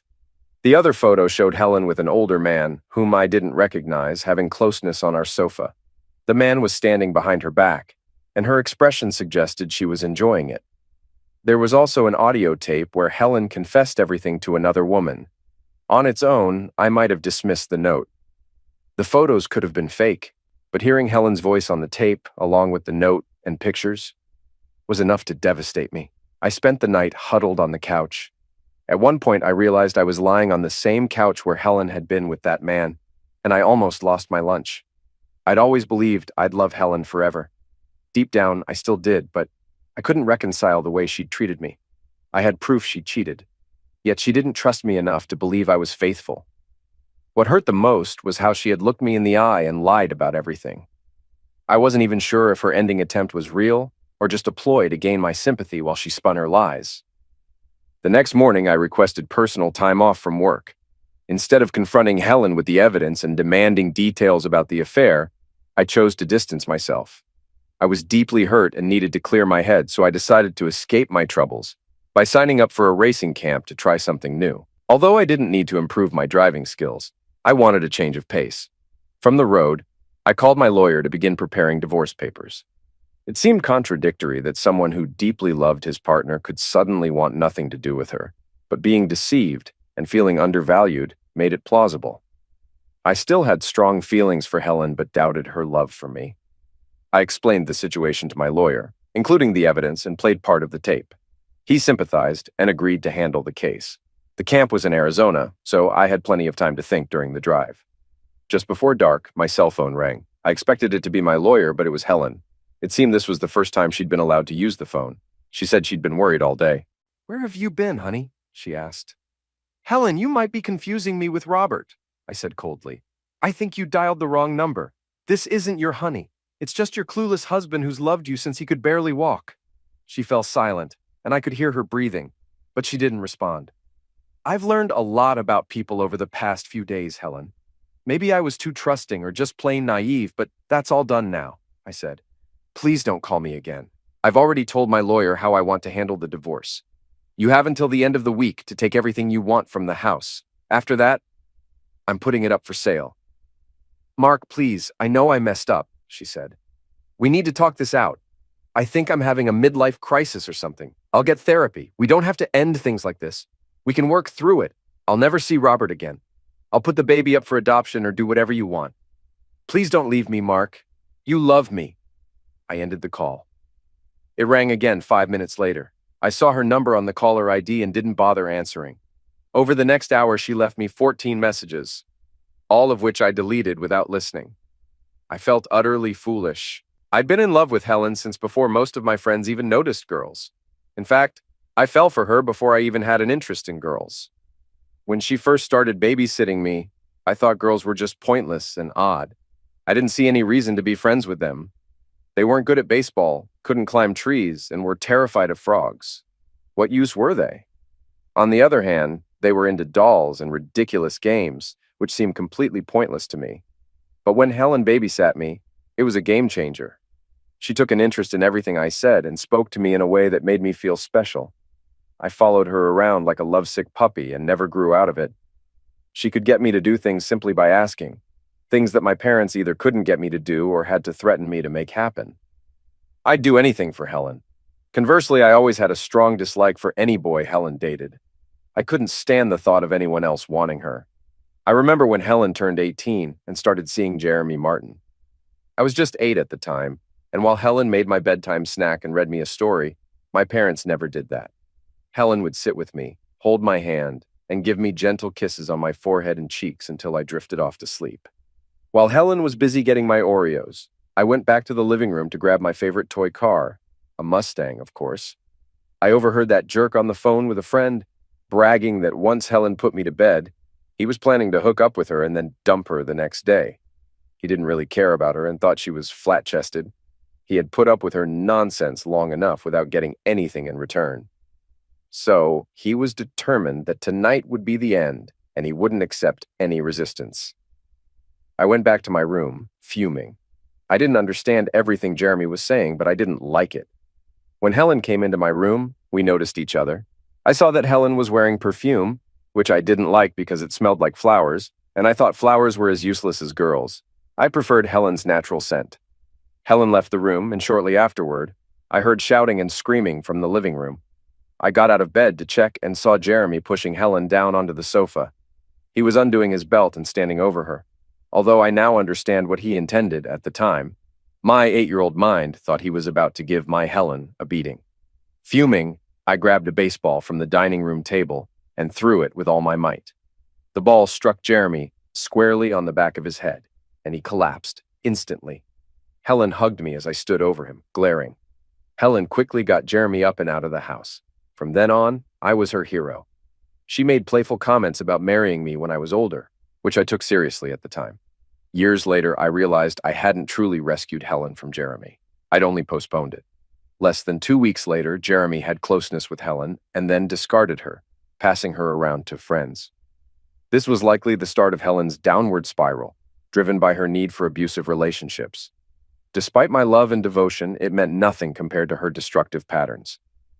I decided to move on from Helen.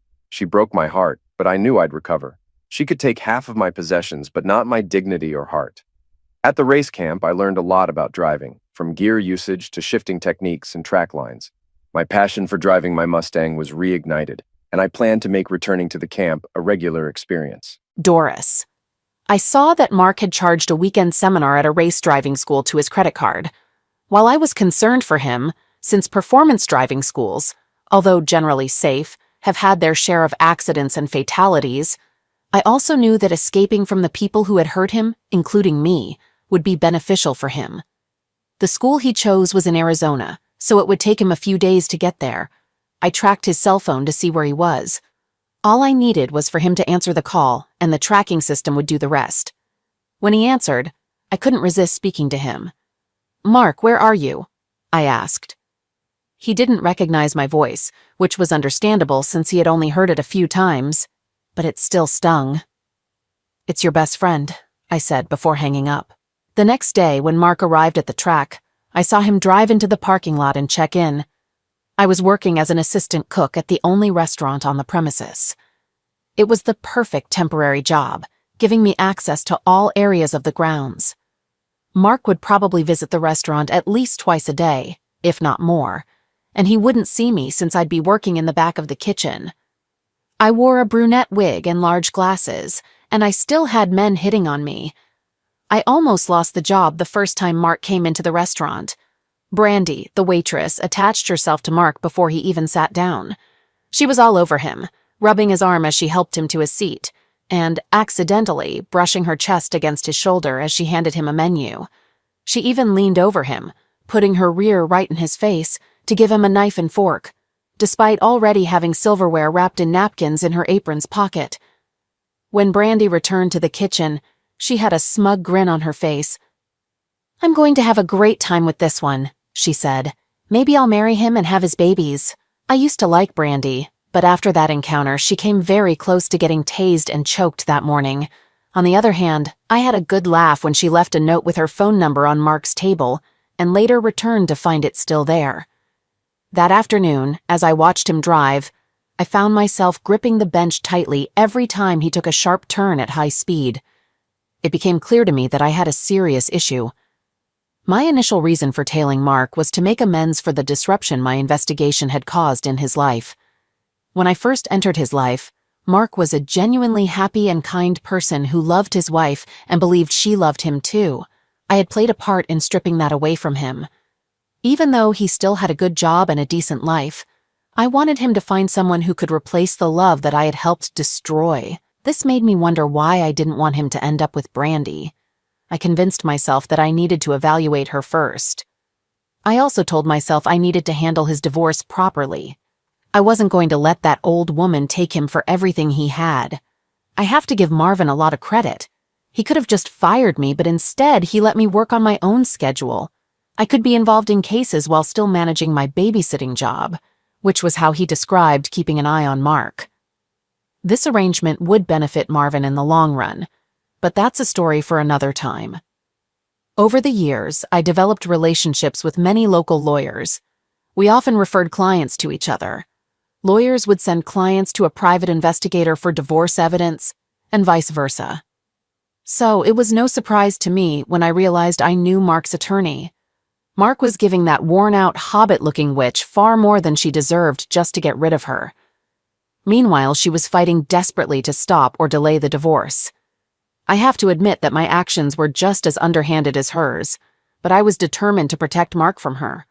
I had Carla call her repeatedly, offering advice that, while it seemed helpful, was actually working against her. When Carla spoke with her and she confessed how much she missed Mark and would do anything to have him back, we made sure to destroy that recording. When she mentioned that she wanted to get back with him because she didn't want to get a job, which she found undesirable, I made sure that conversation was recorded and given to Mark's lawyer. In an ideal world, everyone would be honest and straightforward. But let's be honest, such a world would be incredibly dull, wouldn't it? I happened to know a clerk at the courthouse who frequently met with the wife of one of his close friends. I also had photos of these meetings. In return for those photos, he assigned Mark and Helen's divorce case to a judge notorious for his disdain for cheaters. This judge was known for disregarding sentencing guidelines in cases where deceit and infidelity were extreme. He had once been wronged by a woman himself. So, when Mark went to court, he was prepared to lose half of his assets, but was stunned when he found out otherwise. An anonymous source had left a file on the judge's desk detailing how Helen had hired our agency to spy on Mark while she was cheating on him. The file also included information on how some operatives tried to trick Mr. Harris into infidelity at Mrs. Harris's request. Additionally, the selectively edited conversation with Carla and the original file I sent to Mark were included. I think Mark might have spotted me in the back of the courtroom, disguised in the same way I was in the restaurant, but I'm not certain he recognized me. The judge was furious. His anger led him to grant the divorce and award Mark an unprecedented 80-20th split, with no alimony or child support since the baby wasn't his. Helen had a breakdown in the courtroom and, in the days that followed, desperately tried to contact Mark, leading him to secure a restraining order. Her behavior escalated to the point where she had to be institutionalized. Still on Mark's healthcare plan, he visited her a few times. During one visit, he attended a therapy session from the back of the room, and in a brief conversation, advised her to move on and return to Robert. He offered financial help, but emphasized he wanted to move on with his life and thanked her for their past happiness. Mark had no intention of seeing her again, but was called back the next day. Helen, whose room had barred windows, had broken one of them. A few hours after Mark's visit, Helen placed her neck on the windowsill and called for an orderly. When he entered, she calmly said, "There's a note on the desk," and then, with a smile, said, "Goodbye," before taking her own life. Helen struck the rod holding the window, causing it to slam shut on her throat. It was a tragic end for someone so troubled. I can't say I was saddened, given how she treated the man who loved her. She got what she deserved. Mark never saw the note Helen left. I destroyed it immediately after receiving it and paid the orderly $300. The note read, "Mark, I can't live knowing you no longer love me. I'm leaving for a better place, hoping you'll join me soon so we can be together forever. Love, your Helen forever." Helen was delusional to think I'd let Mark see such a letter. She was trying to guilt-trip him, hoping he'd follow her lead, which I couldn't allow.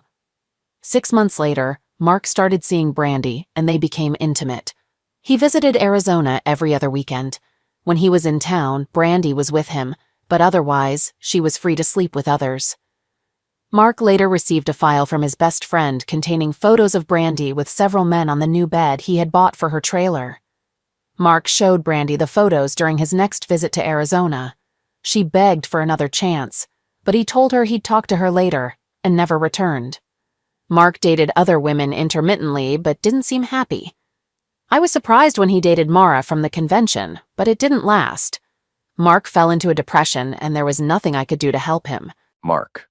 Last night, as I was heading out of the office, a large black man stepped in front of me. He looked somehow familiar. "Mark, can we talk?" he asked. I nodded. I didn't have any other plans. "Could we grab a beer somewhere and chat?" he suggested. I nodded again. "Do you still go to Arnold's?" he asked. I gave a third nod.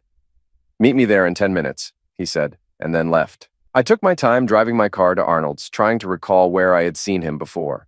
When I arrived at the bar, I scanned the room and saw him sitting at a table with a big Hispanic guy. I went over and joined them. "Mark, first off, I want to thank you for saving me 16 months ago. That guy came out of nowhere. If you hadn't intervened, he might have killed me and Doris," the man said. "Now I remember you. You're the husband of that meddlesome investigator. Your wife helped to make my life miserable. If I'd known who you were or what you were up to, I probably wouldn't have stopped him," I retorted. The two men looked at each other and then laughed. "Yeah, you would have," Daryl said. "You've always been a Boy Scout." Both men nodded and took a sip of their beers. I signaled to a waitress I knew, and she went behind the bar to get my favorite drink. The two men were drinking Coronas, and they gave me odd looks when she placed my drink in front of me. "I don't always drink beer," I said, "but when I do, I prefer Dos Equis." After that, we all laughed like old friends. "So what's this about?" I asked. "This is about Doris," Daryl said. "She's become obsessed, distressed, and deeply unhappy. And honestly, I can't deal with it anymore." "Consider yourself fortunate," I retorted. "At least you have a wife. What's troubling her? Have you run out of people to mess with?" "She's upset about you," Daryl replied calmly. "Doris is probably too proud to admit it, but she's in love with you." "I haven't seen her since the convention," I said. Both men laughed again. "Of course not," Daryl said. "She's excellent at her job. Since then, she's been keeping track of you. When you went to Arizona, she was the dark-haired woman at the restaurant. She also handed over the file to the judge during your divorce. She was the voice on the phone pretending to be your best friend, providing information about the waitress you were seeing and others who weren't good for you over the past 16 months. She's essentially put her life on hold just to keep an eye on you." I was stunned and took a sip of my beer. "Why is she following me?" I asked, bewildered. "She's not my wife, and I've already told you she loves you," Daryl said. "And remember how well you two got along before the incident. I think you might have feelings for her as well." They both glanced at me. I recalled that Doris was quite attractive, and I had been feeling guilty throughout our conversation at the convention. Even though we were just talking, it felt like I was being unfaithful to Helen. "So, what do you need from me?" I asked. "All I'm asking is that you sit down and talk with her," Daryl replied. Doris. I got a call from Marvin on my day off and was really annoyed. I had plans and needed to review the personnel files of every eligible woman at Mark's company. I couldn't risk another situation like Mara's. Just thinking about him with someone like her broke my heart. I wanted to find a genuinely nice girl for him, someone he could truly love and start a family with. It would be painful when he found someone, but I wanted her to be absolutely perfect for him. Marvin told me to dress up and look presentable. He was tired of me coming to work looking worn out. I showered, put on a nice dress, and went to the address Marvin provided. I realized I'd been there before. It was one of Mark's favorite spots. I hoped he wasn't around. Marvin met me in the parking lot and handed me the assignment. I was supposed to do surveillance on a guy who might be cheating on his girlfriend. I was about to refuse because I don't handle those cases anymore. Since Mark, I only deal with insurance fraud or similar issues. "Please do this one for me," Marvin pleaded. "This guy is a real jerk. He's nothing like your Mark." Why did Marvin refer to him as my Mark? Did everyone think I was falling for him? "Marvin, don't ask me to do this again," I snapped. "He's at the third table on the right," Marvin said with a smile. "Thanks, Doris. You won't regret this." "I will if Mark gets hurt or has his heart broken while I'm stuck watching your jerk," I retorted. What puzzled me was why Marvin was grinning so broadly as I entered the bar. I sat down and ordered a glass of white wine. As I watched the guy, he was nervously fidgeting, classic behavior of someone who's cheating. Suddenly, all my instincts kicked in. I was ready to take this guy down hard. It's people like him who make things difficult for the good guys like my Mark. Did I really just think of him that way? I was focused on the task when, believe it or not, someone played my favorite song on the jukebox. I was humming along to Private Eyes, when, as the third verse started, I realized I'd been set up. "Why try to hide your true self from me? I'm a spy, but I'm on your side," the song played. I got up and walked over to the table. When I sat down across from the man, I noticed his greasy long hair was actually a wig, and his large nose and glasses were part of a Groucho Marx mask from a novelty store. I laughed as Daryl Hall and John Oates sang, "Slip on into any disguise. I'll still know you, look into my private eyes." I removed the mask to reveal Mark's familiar face. "It took you a while to catch on," he said with a laugh. "I thought you were supposed to be a private eye. If I hadn't requested that song, I might have been waiting here all night." He chuckled. "So, what brings you here, Doris?" he asked. "Something I've wanted to do for a long time," I replied, leaning in for a kiss. The kiss was even better than I had hoped, lasting around 10 minutes and conveying everything he needed to know about me. I already knew everything about him. In the end, as with every pursuit I've ever been on, I got my man. That night at Arnold's might have marked the end of Private Eyes, but it was just the start of Doris and Mark. We've been happily together since then, but that's a story for another time.